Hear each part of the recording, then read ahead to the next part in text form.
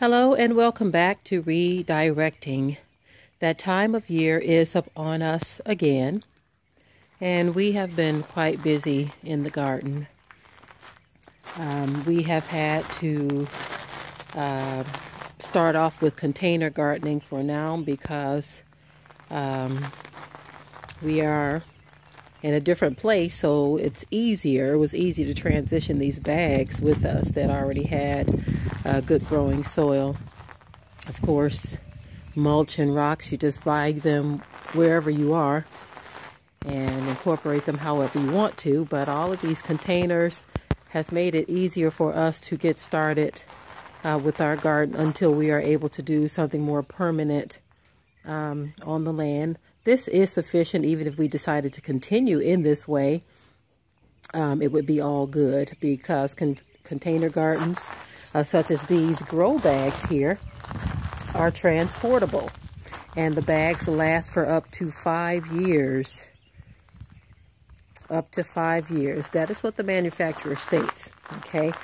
Of course, we started off some of our seedlings in cups and containers and pods to make it easier to transplant. There are some things that we have already transplanted that have sprouted some time ago. Then some of this is direct seed, where we just put the seeds directly in the soil. And so this is where we are right now. Those containers there, those large containers, there's nothing in those as of yet. We found those for $4 each. We have a lot more of those as well. Some of them are in another location on the land here. And so we are going to be planning what we will be putting in those containers. But again, container gardening is the way to go. These black containers right here, this whole row of them, we saved those from spruce trees. We bought some spruce trees to line a certain part of the property. And so therefore, we were able to repurpose those containers there in our garden. Now, that being said, we are going to be doing our seed vault giveaway again for the Daughters of Zion. Many of you all may know that we started the Daughters of Zion project last year sometime, and so we're going to incorporate our seed vault giveaway into that. This right here is a wheelbarrow filled with soil and different things, different additives to the soil, such as lime, all natural fertilizer, and peat moss and humus, just different things like that that we use to fill our containers with. Okay, so that's what this is here. And of course, these are my favorite pods. They allow you to soak your seed down in those pods and then transplant those directly into the garden once they begin to sprout. Now, here we are. The seed vault giveaway. This is what we're going to be giving away, 2 of these. For now, this is just to start the beginning of the year. Well, for us, we've already started planting, but this is the end of March, so there is plenty of time left for the season. This is just the beginning for some. And so what we have here is non-GMO verified 30 heirloom vegetable varieties here. Okay, now they have instructions, which is that book there, give you all of the instructions that you need. I'm just going to read off some of the various seeds that you're going to find in this packet. Some of the seeds that you're going to find in this packet. You're going to find arugula, asparagus, bush lake beans, beets, broccoli, Brussels sprouts, cabbage, cantaloupe, carrots, cauliflower, celery, collard greens, corn, cucumbers, eggplant, honeydew, kale, lettuce, the iceberg kind, yellow Spanish onions, green arrows peas, pumpkins, radish, spinach, sunflowers, squash, Swiss chard, beefsteak tomatoes, purple top turnips, and okay, then you have peppers, and then you have crimson sweet watermelons. Okay, so this seed pack is non-GMO verified, and you have a lot of varieties there to get started with, and you have an instruction booklet. So I'm going to be giving away 2 of these to Daughters of Zion. Starting off with 2, we'll probably get more as well. And the way that you want to respond to this, we will have a link in the description area to a post that will be on our site, to where you could chime in there to let us know why you would like to have these seeds, and we will take it from there. I'll let the children pick. Of course, like I said before, we will get more as well. We just started off with these 2. We want to see those that are interested in getting their green thumbs ready for the growing season.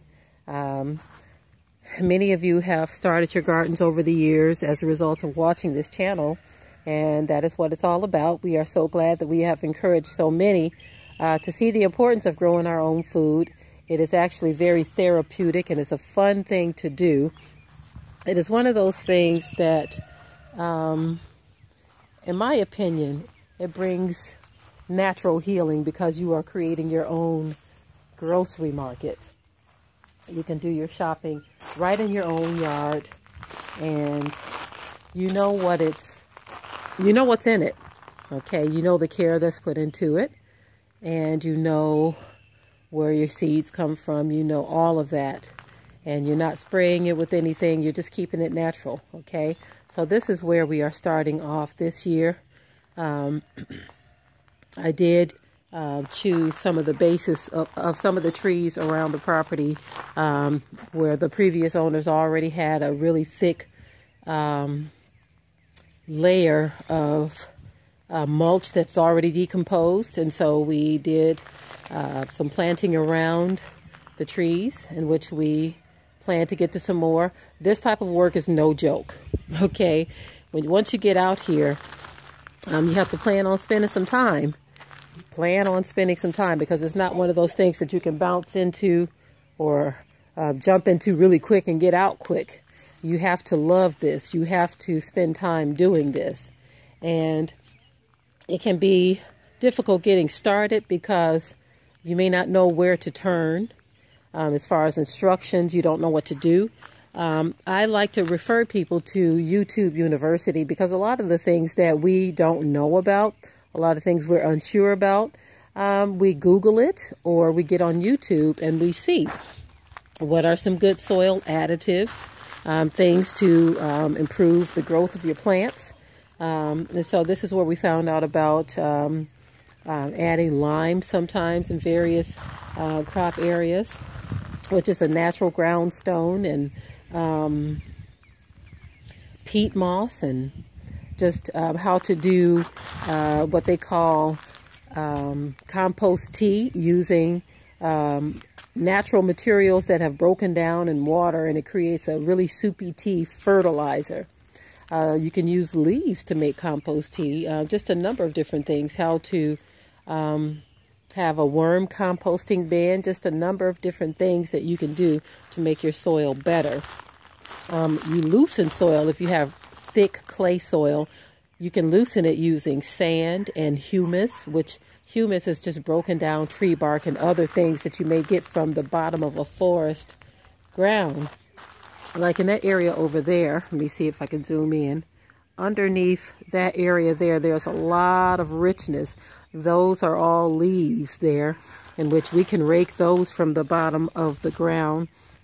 And underneath it, there will be other years of layers of broken down leaves that you can incorporate into your garden as well. There's one spot that we found where the previous owners had some plants that they had in the front, and the mulch has broken down over the years, so much so to where it's almost a foot of dark, rich soil that is just as dark and rich as what you see in the containers here. That comes from layering your mulch year after year. Once it breaks down, you have a nice, rich soil. And so those are just some quick tips I wanted to add with this Seed Vault giveaway video. These right here, these grow bags, I have to put more soil in. We ran out of our mixture, and so we had to mix some more up over there. But these grow bags are also another inexpensive way to get started, because you get so many of them for such a small amount, and they are transportable.